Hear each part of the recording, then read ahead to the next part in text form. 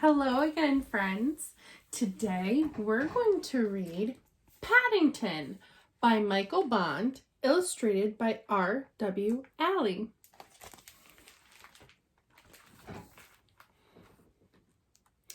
Mr. and Mrs. Brown first met Paddington on a railway platform. In fact, that was how he came to have such an unusual name for a bear, because Paddington was the name of the station. The Browns were waiting to meet their daughter, Judy, when Mr. Brown noticed something small and furry near the left luggage office. "It looks like a bear," he said.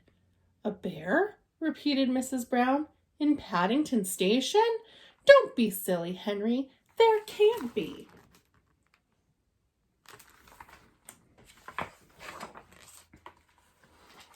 But Mr. Brown was right. It was sitting on an old leather suitcase marked "Wanted on Voyage," and as they drew near it, it stood up and politely raised its hat.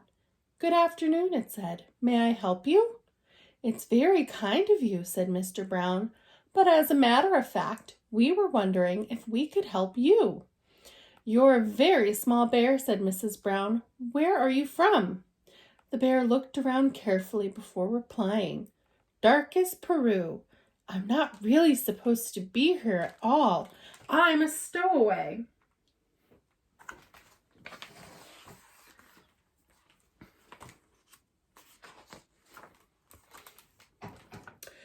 "You don't mean to say you've come all the way from South America on your own?" exclaimed Mrs. Brown. "Whatever did you do for food?" Unlocking the suitcase, the bear took out an almost empty glass jar. "I ate marmalade," it said. "Bears like marmalade." Mrs. Brown looked at the label around the bear's neck. It said quite simply, "Please look after this bear. Thank you."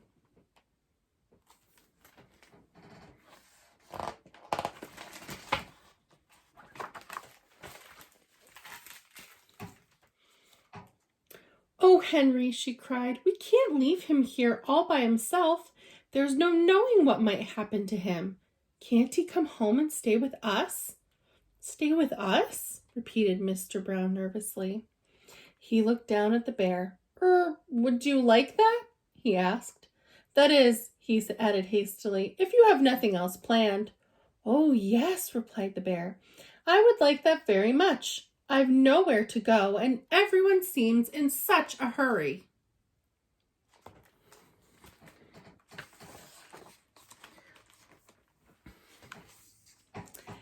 "That settles it," said Mrs. Brown. "Now you must be thirsty after your journey.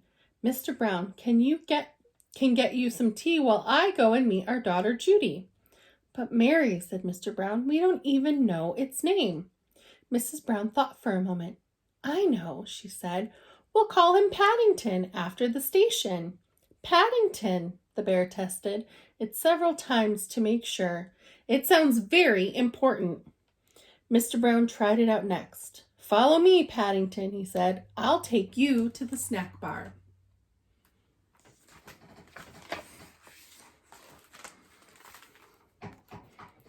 Mr. Brown was as good as his word. Paddington had never seen so many snacks on one tray, and he didn't know which to try first. He was so hungry and thirsty that he climbed up onto the table to get a better look. Mr. Brown turned away, pretending he had tea with a bear at Paddington Station every day of his life. "Henry," cried Mrs. Brown when she arrived with Judy, "what are you doing to that poor bear?" Paddington jumped up to raise its hat, and in his haste, he slipped on a strawberry tart, skidded on the cream, and fell over backwards into his cup of tea.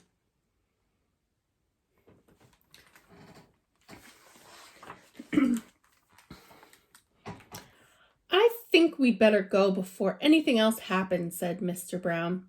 Judy took hold of Paddington's paw. "Come along," she said. "We'll take you home, and you can meet Mrs. Bird and my brother Jonathan."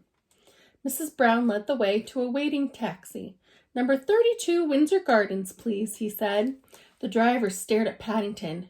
"Bears is extra," he growled, Sticky Bear's is twice as much, and make sure none of it comes off in my interior. It was clean when I set out this morning.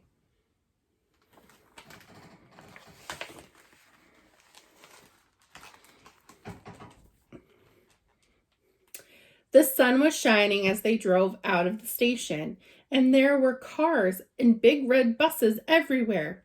Paddington waved to some people waiting at a bus stop, and several of them waved back. It was all very friendly. Paddington tapped the taxi driver on his shoulder. "It isn't a bit like darkest Peru," he announced. The man jumped at the sound of Paddington's voice.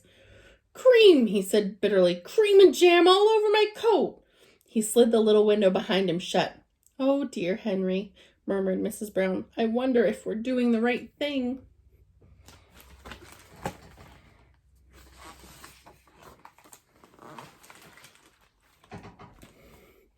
Fortunately, before anyone had time to answer, they arrived at Windsor Gardens, and Judy helped Paddington onto the pavement.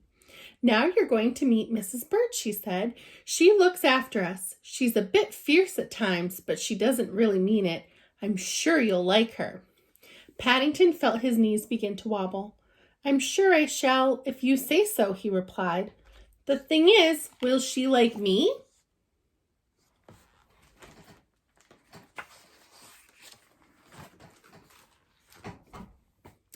"Goodness gracious!" exclaimed Mrs. Bird. "What have you got there?" "It's not a what," said Judy. "It's a bear called Paddington." "A bear?" said Mrs. Bird, as Paddington raised his hat. "Well, he has good manners. I'll say that for him." "I'm afraid I stepped on a jam tart by mistake," said Paddington. "I can see that," said Mrs. Bird. "You better have a bath before you're very much older. Judy can turn it on for you. I dare say you'll be wanting some marmalade, too." "I think she likes you," whispered Judy.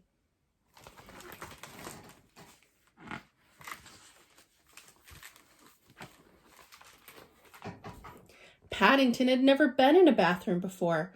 While the water was running, he made himself at home. First of all, he tried writing his new name on the mirror. Then he used Mr. Brown's shaving cream to draw a map of Peru on the floor. It wasn't until a drip landed on his head that he remembered what he was supposed to be doing. He soon discovered that getting into a bath is one thing, but it's quite another matter getting out again, especially when it's full of soapy water.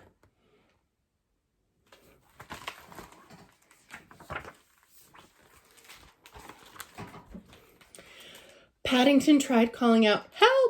at first in a quiet voice so as not to disturb anyone, then very loudly, "Help! Help!" When that didn't work, he began bailing the water out of his hat. But the hat had several holes in it, and with his map of Peru soon turned into a sea of foam. Suddenly, Jonathan and Judy bust into the bathroom and lifted a dripping Paddington onto the floor. "Thank goodness you're all right," cried Judy. "We heard you calling out."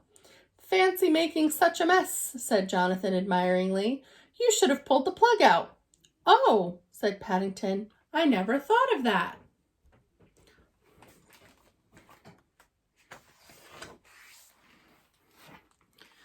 When Paddington came downstairs, he looked so clean that no one could possibly be cross with him. His fur was all soft and silky, his nose gleamed, and his paws had lost all traces of the jam and cream. The Browns made room for him in a small armchair, and Mrs. Bird brought him a pot of tea and a plate of hot buttered toast and marmalade.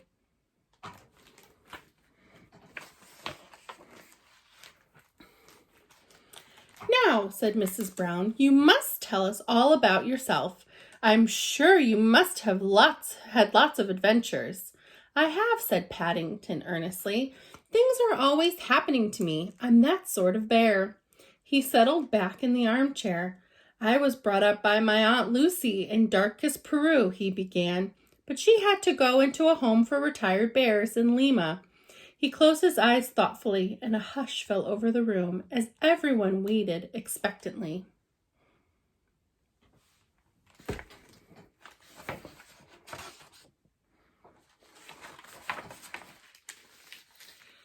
After a while, when nothing happened, they began to get restless. Mr. Brown tried coughing. Then he reached across and poked Paddington. "Well, I never," he said. "I do believe he's fast asleep." "After all that's happened to him," said Mrs. Brown, "is it any wonder?"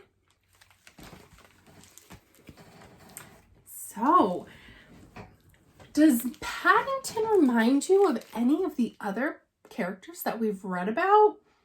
There's one monkey that he seems pretty familiar to me that also gets into mischief and makes some messes. Are you thinking of the same one that I am? Talk about it with your family or write about it in your journal. See you tomorrow.